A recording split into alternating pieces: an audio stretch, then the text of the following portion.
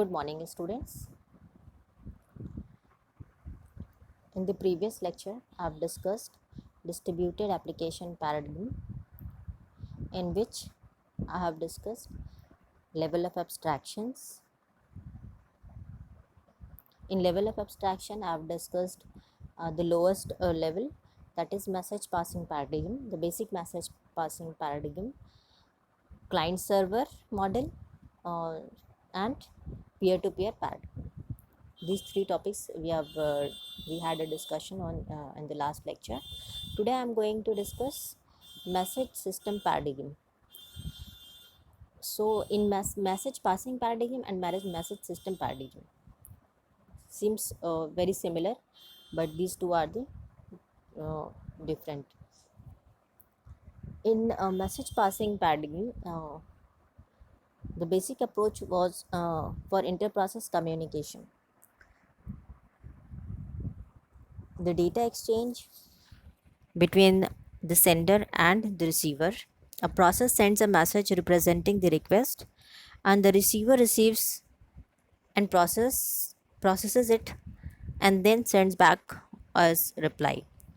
So in message passing system, uh, दो process के बीच में डेटा एक्सचेंज हो रहा था and sender process that is the sender sends a message as a request, and receiver process that message and sends back the reply to the sender. This is the simple basic message passing paradigm. Today I am going to discuss message system paradigm. Message system paradigm is basically it is an elaboration of uh, basic message passing paradigm, and it is also known as a message oriented middleware. Okay, it is also known as message oriented middleware. In this message system act as intermediate among independent processes. It is also act as switch through which process exchange messages asynchronously in decoupled manner. Sender sends message which drop at first in message system and then forward to message queue which is associated with the receiver. Message passing जो basic message passing था उसमें क्या था, messages are exchanging between directly between the two users, sender or receiver, but here is a system which is known as message system. यहाँ पे जो भी message sender भेजेगा वो डायरेक्ट रिसीवर के पास नहीं जाके कहाँ जाएगा, it directly goes to the message system which is acting as an intermediate among the processes. जब मैसेज सिस्टम के पास जाएगा तो सेंडर जब भी मैसेज सेंड करेगा तो ऑलवेज ड्रॉप होगा कहाँ पे, मैसेज सिस्टम में, एंड उसके बाद message system will forward that message to the receiver queue and then it is forwarded to the receiver obviously. So the basic difference between these two, that basic message passing message is exchanging directly between the systems, and here an intermediate, a bridge kind of thing is working which is known as message system, hence it is known as message oriented middleware paradigm. There are two types of message system, that is point to point message model and publish subscribe model. So first one is the point to point message model. In this, forward message from sender to receiver through the message system, the message system keeps a repository of messages and directly forward messages to the receiver's message queue. Unlike the basic message passing model, it provides asynchronous message passing. This means message system में point to point message model में same is happening जो कि basic हमारा message system में हो रहा था. That means a message system is working as an intermediate between the among the processes. So second one is public subscribe model. publish subscribe model. So a publish subscribe model is subscription. In this, each message is associated with a specific topic or event. Whoever interested in the message can subscribe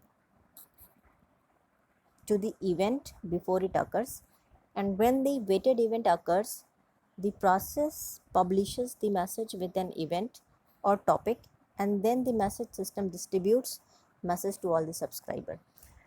Just like we are subscribing some channels or packages in our DTH services, so every user has his own choice कि किसको कौन सा subscription, कौन सा channel का subscription चाहिए और या नहीं चाहिए. यहाँ पे similarly it is working like that only कि मैसेज जो है वो स्पेसिफिक इवेंट पे इवेंट से एसोसिएटेड रहेगा. जिसको भी मैसेज में इंटरेस्ट होगा वो सब्सक्राइब कर सकता है जब इवेंट अकर होने से पहले. ठीक है. When the event occurs, the process publishes the message with an event or topic, then the message system distribute messages to all the subscribers. Next is a remote procedure call. As we know, remote means we are handling something from a distance. Okay? And this as we know, local procedure call happens only within a local machine, and remote procedure call happens between two remote machines. Remote procedure call involves two independent processes that may reside on separate machine. Obviously, a process A wishing to make a request process B for procedure call with a list of arguments. Process B operates the procedure and return values to process A. This diagram shows the remote procedure call between two different processes. Here, process A is wishing to make a request process B for procedure call with a list of argument, that is arg1 and arg2, and process B operates the procedure and return values to process A. It is returning the values to process A. Okay? That means process B is returning values to process A, that is argument 1. This is the logical view of RPC. In this, there are two servers, Intel Windows and IBM X, and a client. This client is requesting for two procedure call from two different servers, that is procedure A and procedure B. Procedure server is calling procedure A, and another server is calling for procedure B from the same client. So this is the logical view of remote procedure call. So student, go through this. Thank you.